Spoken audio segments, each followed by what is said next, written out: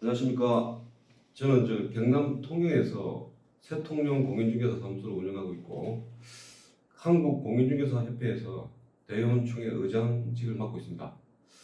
그리고 한 20년 정도 법률사무소 그리고 공인중개사 학원을 이제 운영했고요. 공인중개사업은 제가 지금 2011년부터 해가지고 거의 10년 좀 넘었습니다. 경남 일대, 진주, 그다음에 거제 이쪽에서 주로 남해안 쪽에서 운영을 했습니다. 그러니까 좀 어찌 보면은 좀 두렵다고 해야 되나요?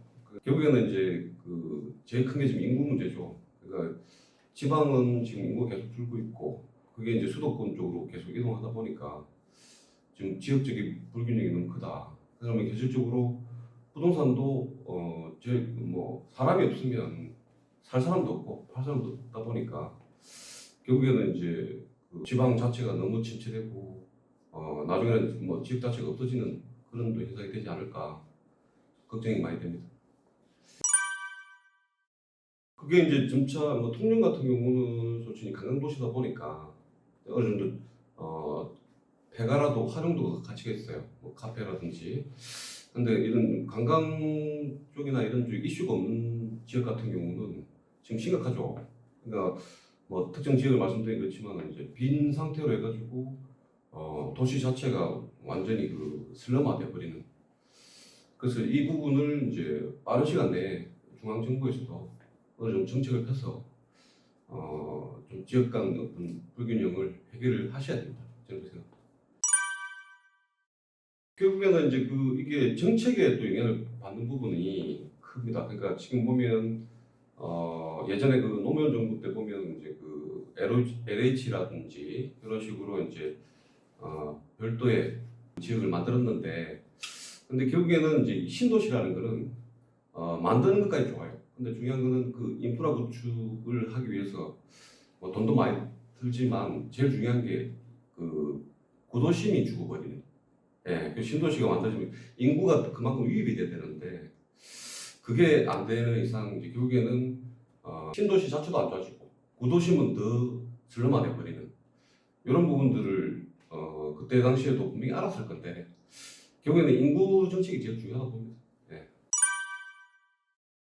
부동산은 철저하게 저는 가격이거든요. 그 가격이라고 봐야 되는데 근데 가격 형성이라는 건 결국에 가치가 있어야 된다고 봅니다. 근데 지금 이제 서울이나 제가 지금 왔지만은 틀린 게 뭐냐?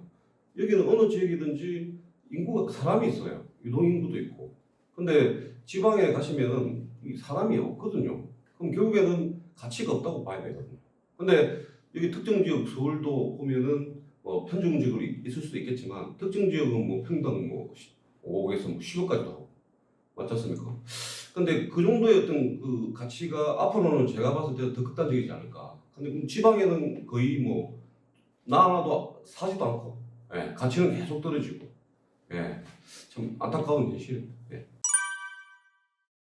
제가 법률사무소 근무도 했고 그다음에 공인중개사 학원도 어느 정도 했는데 그렇다면 일반인보다는 이제 법적으로 조금 더 이제 좀 친근하다고 봐야 됩니다. 근데 참 이게 안타까운 게 20년 이상 그렇게 하고 그다음에 공인중개사 지금 실무도 하고 있지만 임대차법이 보면 쉬운 거 같으면서도 되게 어렵다는 거죠. 헷갈리고.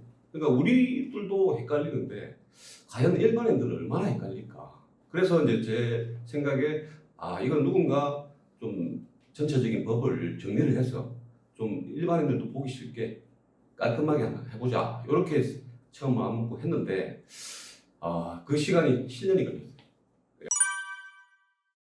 엄청나죠. 어마어마한데 사례라는 거는 결국에는 뭐냐면 이게 일반인 같은 경우 잘 모르니까 소위 말하는 전문가의 힘을 빌려야 됩니다. 근데 전문가도 제대로 된 전문가를 찾지 못하고 말 그대로 사기꾼들 이런 분들한테 이제 끌려가지고 몇 천만 원, 몇 억을 날려버리는.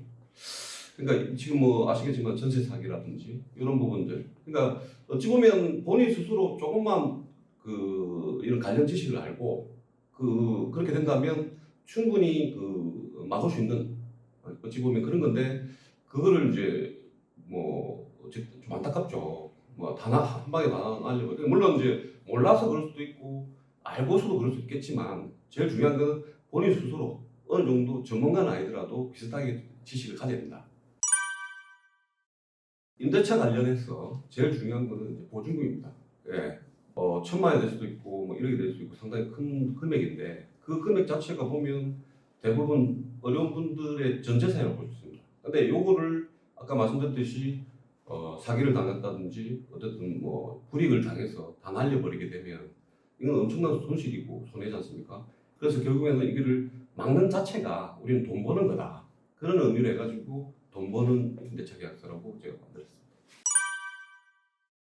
이제 임대차 같은 경우도 그렇고 이게 어떤 것든지 결국에는 이제 역사를 알게 되면 이해가 우리가 빠르다는 거죠.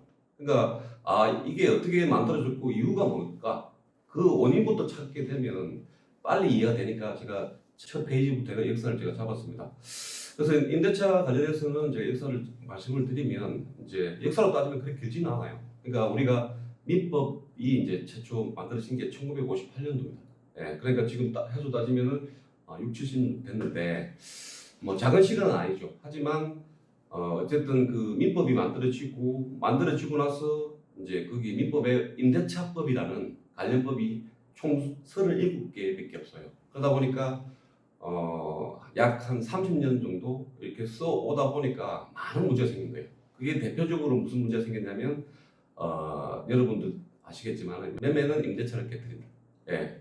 무슨 말이냐면 매매는 물건이고 임대차는 채권입니다. 그러니까 단순하게 얘기하면 그 물건이 순위를 봐서 더 높아요. 그러니까 언제든지 물건을 만들어 버리면 채권은 무너져 버리거든요. 그러다 보니까 예전에 그 임대차 보호법이 생기기 전에 그때는 말 그대로 보호를 못 받는 보증금 자체를 그러니까 밤에 예를 들어서 주인이 그 남한테 팔아버리고 야반 도주를 해버리면 결국에는 새로운 주인한테 이 청구를 못 하는 거예요.